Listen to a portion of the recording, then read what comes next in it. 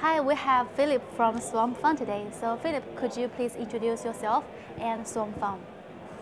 Sure, I'm Philipp Pieper from Swarm Fund. I've been in the space for 3 years. I founded Swarm Fund together with two others early last year. And we are building the blockchain for private equity. So we're the first security token framework in the market that is live. We basically build asset-backed tokens and therefore bring, real opportunities with real balance sheets and real cash flows and make them accessible to the global community of crypto and family offices and people that just don't have access to them today. Okay, so can you elaborate more on Swarm Fund? So what problem does it solve, or what option it provides to? There's a category called alternative investments, which are all those investments that are not public yet. And it's really hard for the normal investor to get into these. And I'm not just saying this from a retail investor perspective, but also family offices. It takes a long time to invest. You have minimum investments of a couple $1 million. So in the real world, there's an issue because you have to commit to that, and that's a big deal. In this new world, you can do that with fractions. You can do this by having immediate tradability, so you don't have to commit to 5 years. You can trade in and out. And we built the entire market infrastructure to secure this in a regulatory compliant way and create this legal consensus and technical framework that we just give to people to execute this in a more direct way. So we're not another middleman, we're eliminating every middleman along the chain. So it's an efficiency that we give, but also access, and something that was impossible to do in another world that doesn't involve blockchain. Okay, cool. So what is the status of your project? So we had a first iteration early in 2013 and 14. So it's been a while. Then actually resurfaced the project in early last year. We did an ICO in September, October.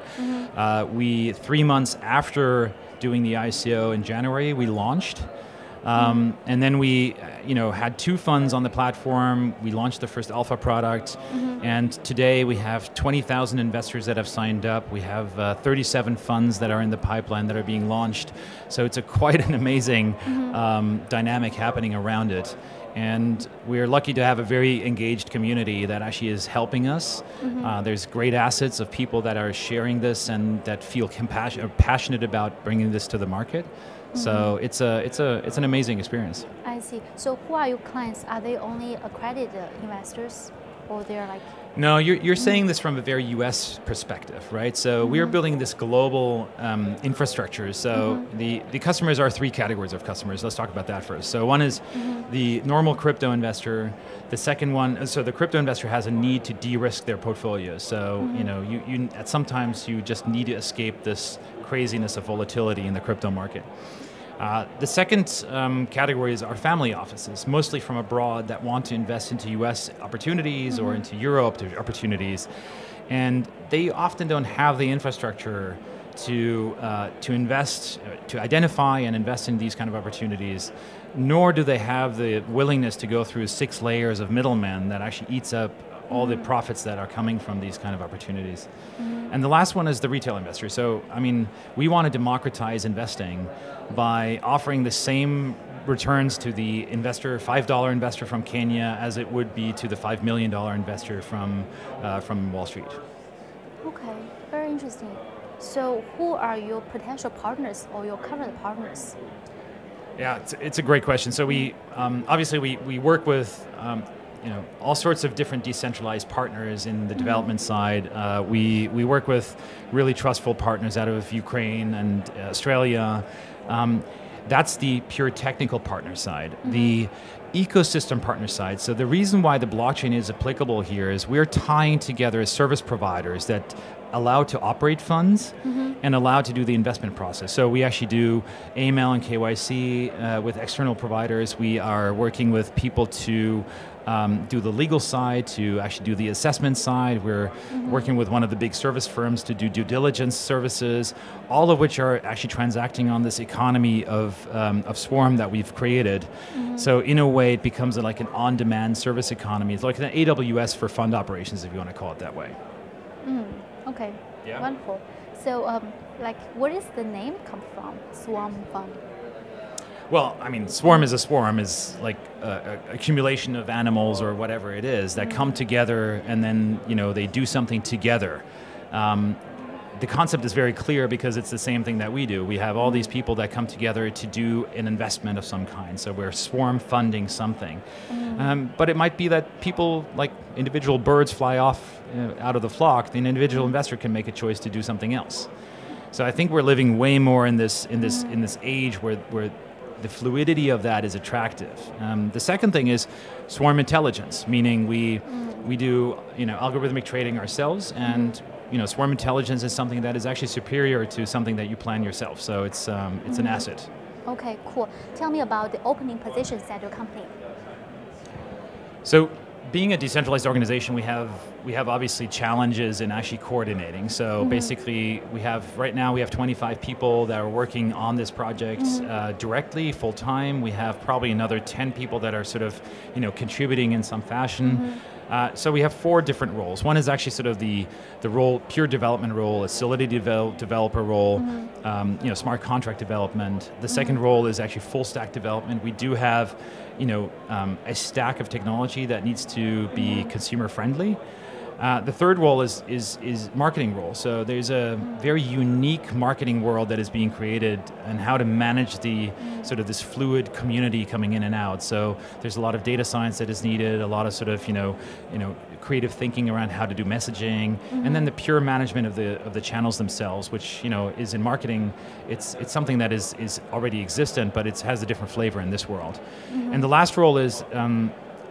With all these investment opportunities come in, we need pure business analysts that takes a look at them, that solidifies what the opportunity looks like before we put it in front of the community, because the community from us makes the decision what goes on the platform and the marketplace.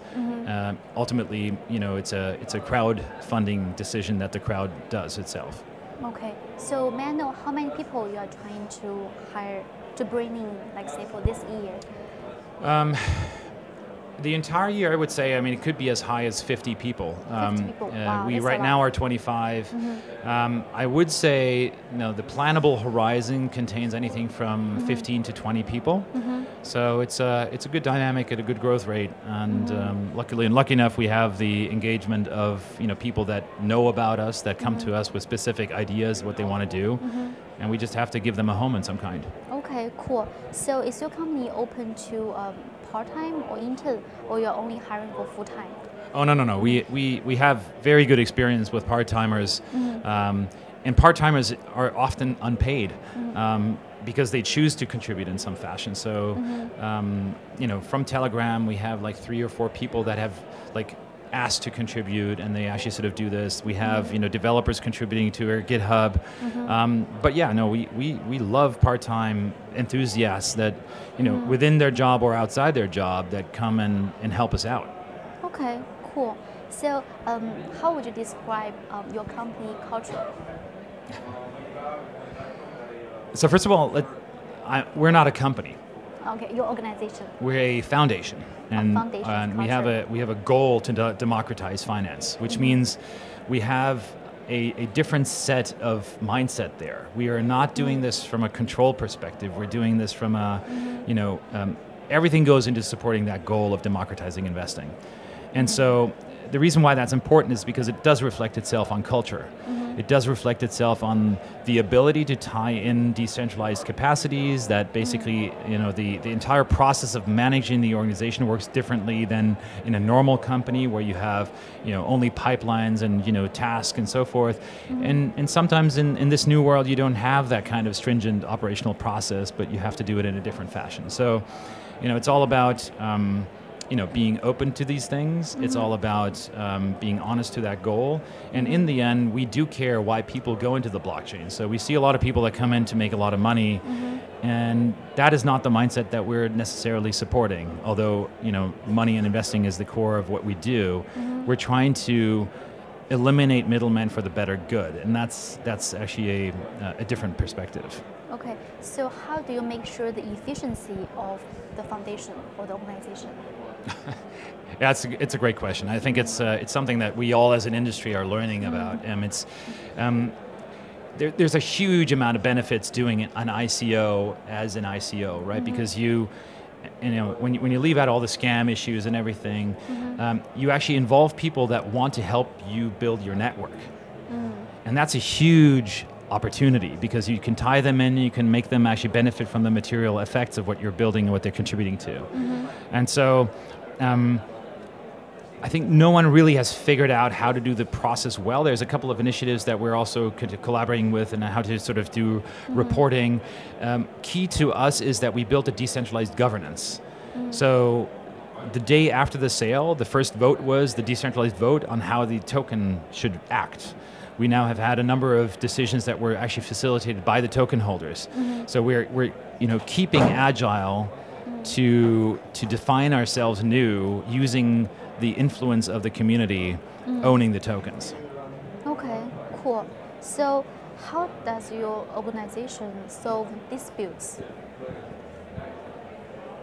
I mean, right. I mean, I don't think that that's special to us. Right on. I mean, we're a very open culture. We address these things. We don't shy away from conflict. And I think the uniqueness in the blockchain world is that you have to be open to a lot of discussion.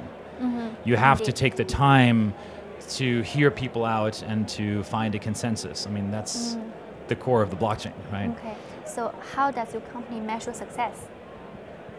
I think KPI driven. I mean, maybe we're a little different than other projects there. So because we went into this knowing that we wanted to launch a product after, or a business after 3 months.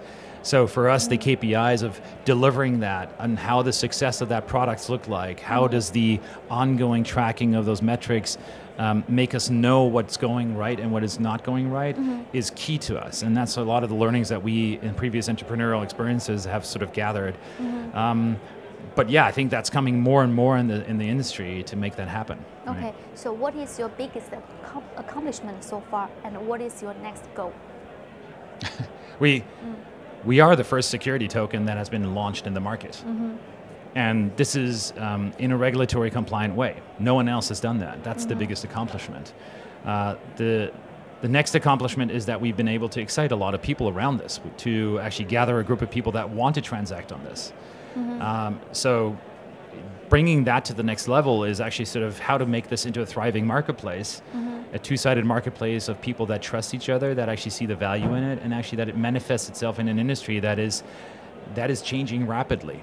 And we want to be a part of it. It doesn't have to be the only part, but a significant market infrastructure that people transact on. Cool. So is there anything that I should have asked, but I have not? Why am I blockchain? I mean, I think it's an important point where motivation is key, right? And so I've learned a lot about decentralization in other roles. And yes, I think we're all in it to make some money, but actually it's more important to do it in the right fashion. And I think we're in front of our eyes, we're changing the architecture of what we understand data to be, what the assets are. And it's really, really key to find the like-minded people that are in this for the same cause. Okay, cool. Thank you so much. Sure. Happy to be here.